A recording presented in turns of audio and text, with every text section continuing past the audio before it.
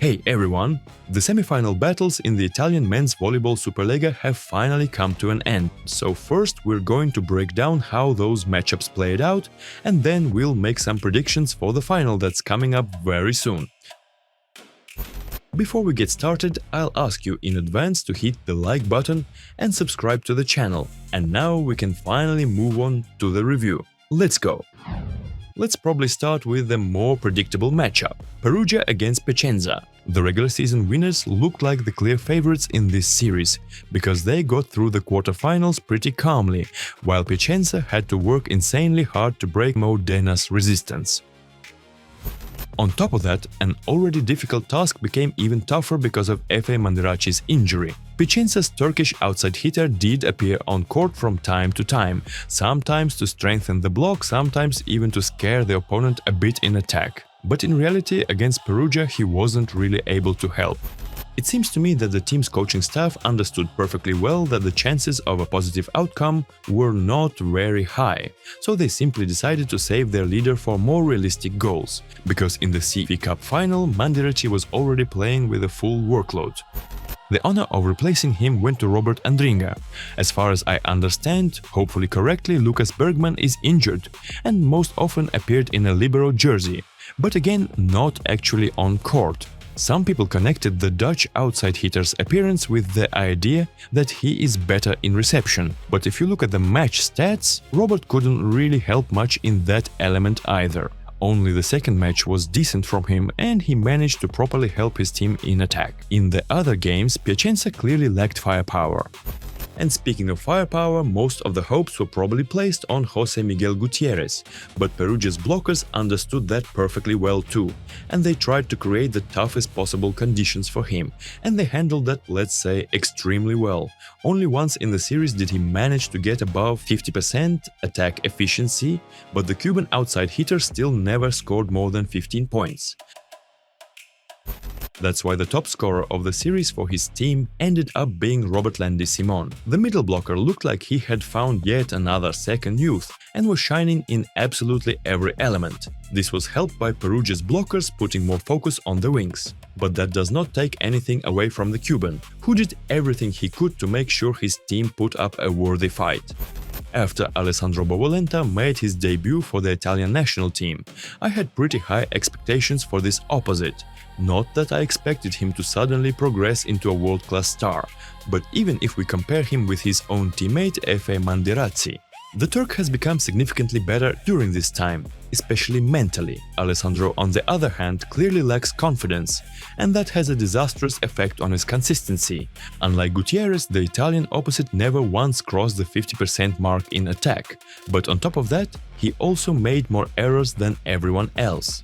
And that's despite the fact that his conditions for scoring points were more comfortable than those of the outside hitters. Bovolenta could follow up a run of successful actions with an equally long run of failures. He just couldn't maintain any kind of average level.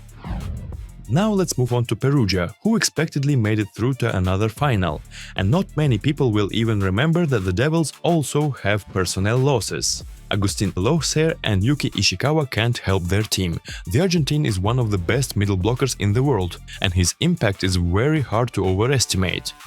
And while the Japanese player was not a starter, he could absolutely have been an active third option, just like at the end of last season, because Donovan Zavoronok, let's be honest, doesn't look like an equal replacement for Semenyuk or Plotnitsky. So in some situations, Angelo Lorenzetti is forced to keep his outside hitters on court longer because there simply isn't a proper replacement. I'm not saying that either of these two played badly, it's just that sometimes there was a need to give them a little time off the court, to reset without losing quality in the game. As it is, Perugia's outside hitters handled their tasks really well, but there may come a moment when something goes wrong.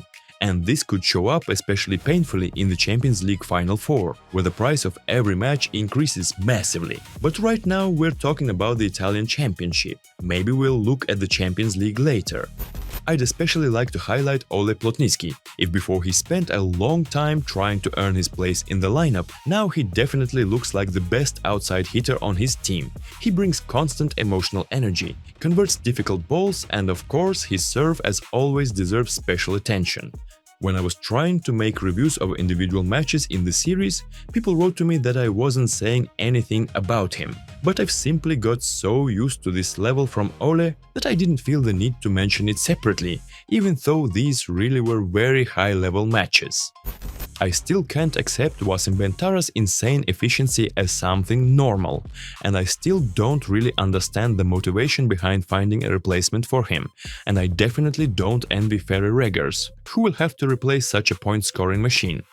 Yes, maybe Wasim is not the best opposite in the world if we're talking about the ability to consistently beat a well-organized group block.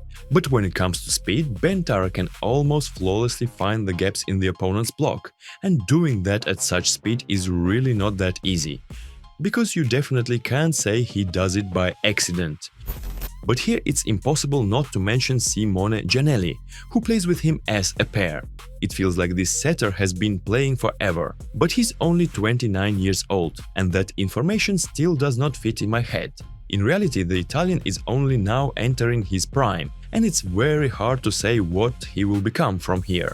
From simply being a mechanically solid setter with good physical tools, he has managed to turn into a computing machine that perfectly distributes the load between the attackers, and now he has finally stopped being just a cyborg. Some creativity has appeared in his game as well, and more importantly from my point of view, he has become insanely stable. A couple of years ago, he could swing from a genius-level performance to completely failed matches, but now it's almost impossible to blame him if his team loses. And now let's move on to the matchup where we were expecting fire and sparks from the very first serve. And yes, there were definitely plenty of bright emotions and impressions here. Two young teams that could hardly guarantee stable volleyball.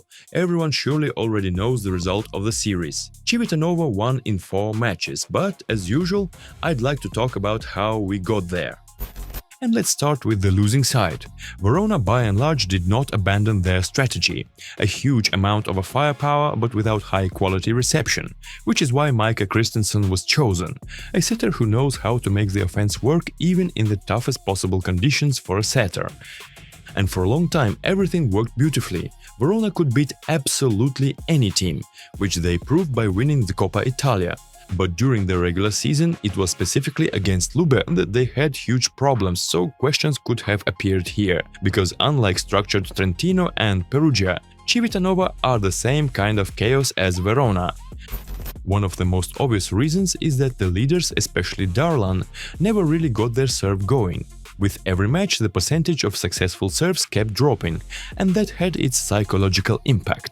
And well before Sousa's serve and attack didn't really correlate with each other, the runs of service errors in this semi-final were already producing negative consequences and in attack as well. Rokmohic still can't seem to get stronger mentally, and in this series he was under enormous pressure, including pressure from his own coach. Every time the Slovenian started the matches energetically, but as soon as even the smallest thing went wrong, Fabio Soli immediately took him off. And obviously, when you're constantly looking over your shoulder knowing you have to play flawlessly, at some point you might fail to meet those expectations. And we all already understand that he did not meet them. Was that strategy the right one? Well, since the series was lost, that means there were definitely mistakes somewhere. At some point there was concern that they would once again have to manage without Keita, but despite the injury in the second match, the Malian was the most stable attacker throughout the entire series, and there are no real complaints to make about him either. And as I've already said many times, I like that he isn't locked only into his physical power, but is becoming more versatile. And as this series showed, at times he can be more cold-blooded as well, which also speaks to his volleyball maturity. But regarding him, Fabio Soli also made a mistake in my opinion. In the fourth match, he decided to go with the strategy that Radostin Stoichev used last season, and the one that worked brilliantly in the Coppa Italia. He moved Keita to the opposite position, but back then that was a much more deliberate and functional move, because at that time he was only just trying to fully switch to the outside hitter position. Here, by the end of the season, he had already adjusted quite a lot, and it was visible that mechanically it was no longer that easy for him to attack from zone 1, which allowed the Lube's blockers to stop him consistently.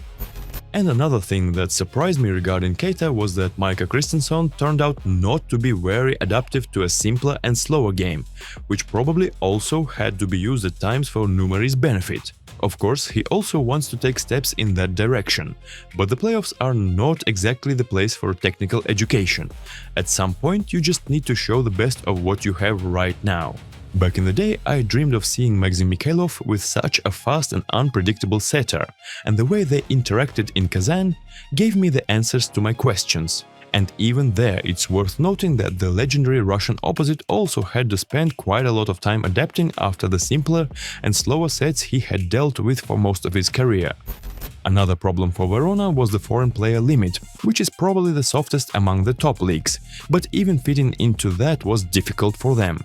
Because of that, every time the coach had to rack his brain over how to integrate Alexander Nedeljkovic into the game, even though objectively he was stronger than Marco Vitelli. But to do that, he had to put Francesco Sani on court, and Sani alternated between replacing Mojic and Darlan. So overall it turned out to be a very difficult series for Sole.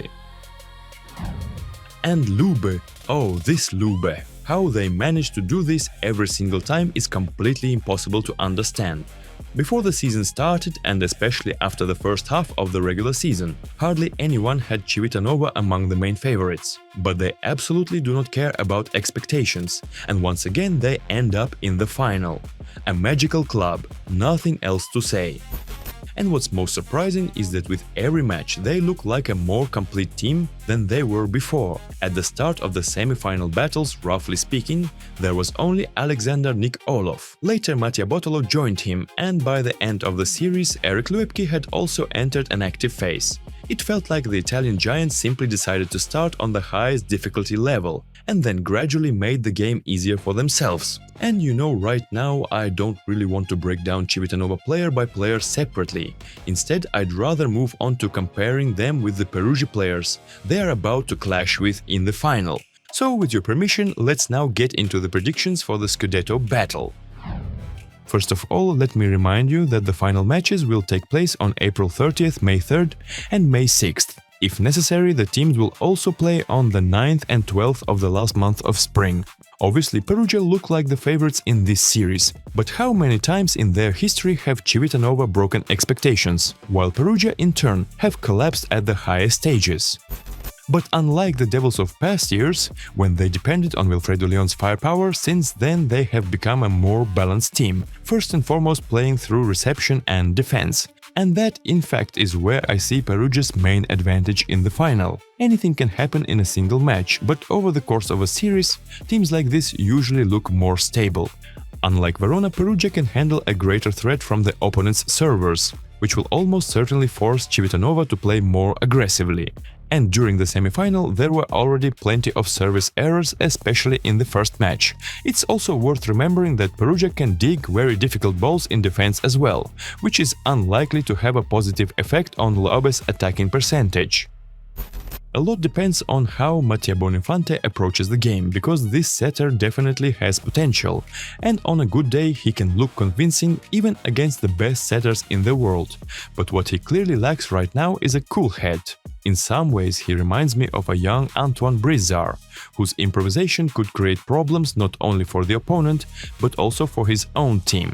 What state Bonifante will be in over the course of his career is still hard to say.